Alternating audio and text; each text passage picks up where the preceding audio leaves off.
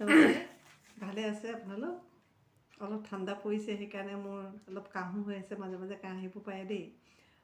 আমি আজি আহিছোঁ এটা বেলেগ ভিডিঅ' লৈ পেলাই। মই গৈছিলোঁ মোৰ এগৰাকী ভগ্নী নিচিনা, তাইক খুব মৰম কৰোঁ মই, হেৰিলৈ গৈছিলোঁ অগ্নিনাভ মন্দিৰ। আপোনালোকে সকলোৱে শুনিছে নাজিৰা অগ্নিনাভ মন্দিৰৰ বিষয়ে।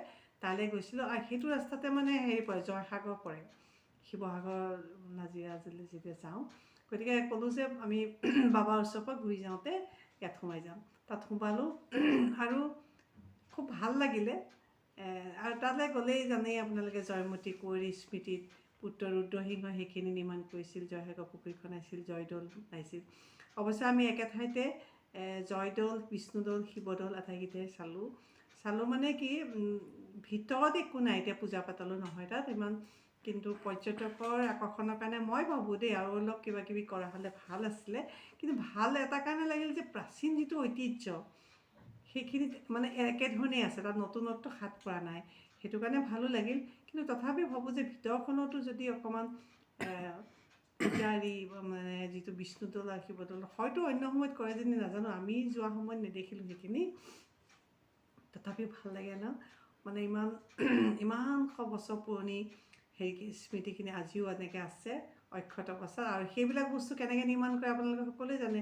তেতিয়াতো চিমেণ্ট নাছিলে ন, মানে হাঁহৰ কণী, বৰা চাউল, এইবিলাক কিবা আঠাজাতীয় বহুত কিবা কিবি দি পেলাই, মাটি দাইল, এইবিলাকেহে বনায়। কিন্তু এতিয়ালৈকে চব কিবা হৈ আছে, নিখুঁত হৈ আছে। ব'লক অকণমান আপোনালোকে চাবগৈ। আমি এতিয়া গোলাঘাটৰ পৰা গৈ আছোঁ নাজিৰালৈ, নাজিৰাৰ অগ্নিনাভ বাবা মন্দিৰলৈ। তাৰপৰা উভতি আহিম বুলি ভাবিছোঁ। আৰু এইজনী নিজুমণি দেই, আগতে চবে মোৰ লগত হিমাদ্ৰীক দেখে, হিমাদ্ৰীক লৈ লৈ মই বহুত ঠাই ঘূৰিছোঁ। এতিয়া কেতিয়াবা আজি হিমাদ্ৰীৰ দেউতাকৰ গাটো বেয়া কাৰণে তাই নাহিলে, নিজুমণিক লৈ আহিছোঁ। আমাৰ ৰাজীৱ শেখৰৰ মিছেছ, ভাল ছোৱালী, এক্টিভ যথেষ্ট। এয়া আমি এতিয়া জয়দৌললৈ সোমাই আহি আছোঁ। জয়দৌল জানেই সকলোৱে কোনে বনাইছিলে, কাৰ নামত বনাইছিলে, ঐতিহাসিক দৌল। সঁচাকৈ ভাল লাগি গৈছে, জয়মতী কুঁৱৰীলৈ মনত পৰি গৈছে। তেওঁ যি ত্যাগ দেশৰ কাৰণে, জাতিৰ কাৰণে, সেয়া মনত পৰি গৈছে। এয়া আমি আহি আছোঁ, লগত আছে আমাৰ নিজুমণি, গোলাঘাটৰ নিজুমণি, ময়ো আহি আছোঁ, এয়া গৈ আছোঁ। এয়া জিনা বাইদেউ গৈ আছে, আমি আহি সোমালোহি, এয়া পালোহি, ভাল লাগিছে।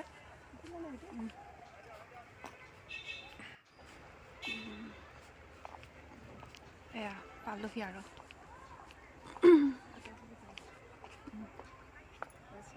গৃহটোলৈ আমি হেৰি কৰিব পৰা নাই ন, ফেৰী আছে। এই গৃহটো হেৰি আছে, তলা মাৰি থোৱা আছে, সোমাব পৰা নাই। আগতে কিন্তু আছিলে, আগতে মানুহে চাব পাৰিছিলে, আচলতে মেইনটেনেঞ্চটো নাই হোৱা যে। এইয়া দৌলটো এফালৰ পৰা পূৰা সুন্দৰকৈ দেখিছ। সঁচাকৈ দেই, ৰুদ্ৰসিংহই এইখিনি কাম কৰি থৈ গ'ল, ঐতিহ্যময় এইখিনি আছে। এতিয়া ধুনীয়াকৈ যদি ভিতৰখিনিও যদি মেইনটেনেঞ্চ কৰে, তেতিয়া কিন্তু পৰ্যটকৰ কাৰণে বহুত আকৰ্ষণীয় হ'ব ন। এয়া নিজুমণিৰ সৈতে লৈছোঁ। এয়া পৰিৱেশটো মই ছাইডৰ পৰা আপোনালোকক দেখুৱাইছোঁ, আমি দুজনীয়ে চাই আছোঁহি। পৰিৱেশটো খুব ভাল লাগিছে, কিন্তু আমি ভাবিছোঁ পৰ্যটনথলীৰ কাৰণে আকৰ্ষণ বা পৰ্যটকৰ আকৰ্ষণৰ কাৰণে ভিতৰত পোহৰৰ ব্যৱস্থা বা অকণমান মানে মেইনটেনেঞ্চ বুলি যিটো কয়, সেইটো কৰিলে আৰু বেছি ভাল হ'ব, আৰু বেছি আকৰ্ষণ বাঢ়িব, পৰ্যটকক আকৰ্ষণ কৰিব পাৰিব। এইফালে আছে, পিছফালে আগৰ সৰু সৰু গৃহবোৰ, যিবিলাকৰ ভিতৰত এতিয়া অন্য একো নাই।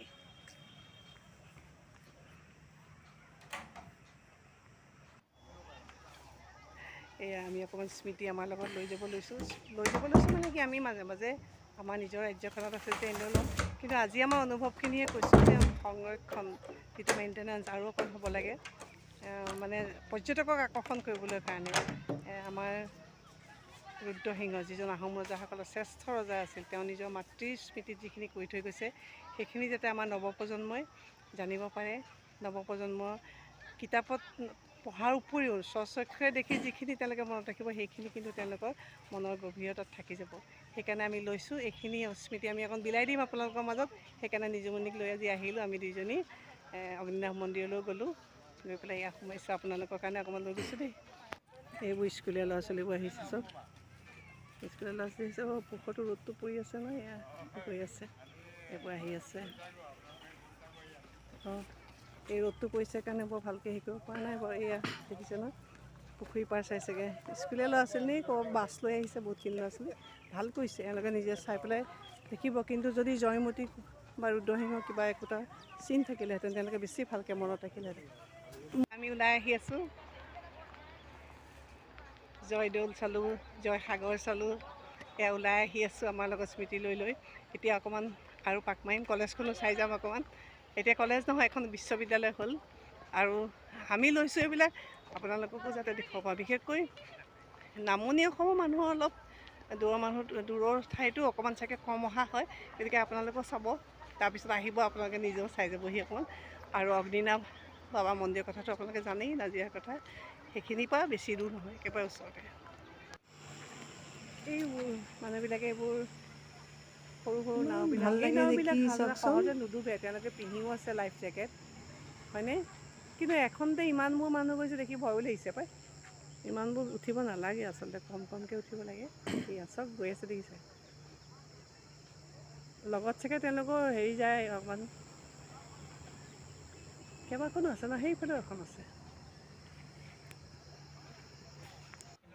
এখন চব বৰপুখুৰী পাৰত, কি জয়সাগৰ পাৰত কি ধুনীয়া এখন কেণ্টিন। কি পায় মই ভিতৰলৈ এতিয়াও যোৱা নাই, সোমাইছোঁ। সোমাওঁতে আপোনালোকক অকণ দেখুৱাই দিব খুজিছোঁ। গৈ আছোঁ, আপোনালোকক দেখুৱাম দেই। এতিয়া এইফালৰ পৰা লৈছোঁ। এয়া জয়সাগৰ আহি আছে চব, খন্দুৱা পুখুৰী। সাধাৰণতে মানুহে ইমান ডাঙৰ পুখুৰী নখন্দায় ন। এইফালে গৈ কাঠৰ হয় দেই, এইবোৰ টিউবটো যিবিলাক হেৰি টিউব। এতিয়া আমাৰ আচলতে কি হ'ল, আন্ধাৰ হৈ গ'ল। আমাৰ অহাটো দেৰি হ'ল যে অকণমান, কিন্তু ইমান ভাল লাগিছে।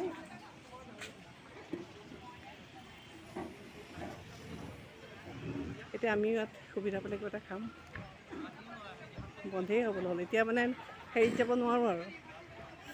আমি নাৱত উঠিব নোৱাৰোঁ এতিয়া। দেই পাইছেহি আৰু এইখন।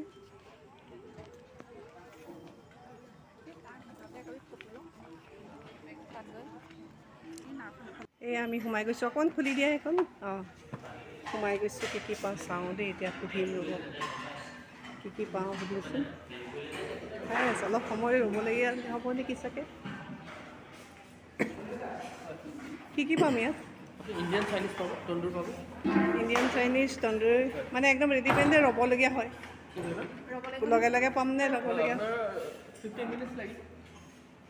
15 মিনিটছ লাগিব ন? অঁ, এই আছোঁ।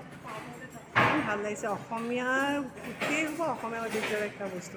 এই গোলাঘাটতো পাই দিয়ে, আমাৰ যোগীবাৰী বিলতো যিখন আছে, আমাৰ স্থানীয় ল'ৰাজনে বনায়, পৰিয়ালে বনায়। মই তাৰপৰা বহুত বস্তু লৈছোঁ মাজে মাজে। কিন্তু এইখিনি বহুত ভাল লাগিছে।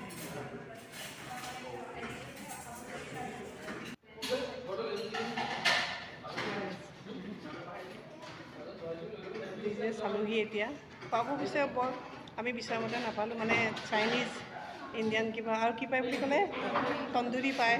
মই আকৌ তন্দুৰী চন্দুৰী নাখাওঁ যে, সেইকাৰণে অৰ্ডাৰ নিদিলোঁ আৰু। এতিয়া গৈ আছোঁ, ৰাস্তাতে ক'ৰবাত খাম। আপোনালোকে ভাল পাব, আহিব। চাইনিজ খানাও আছে। আহিছোঁ দেই।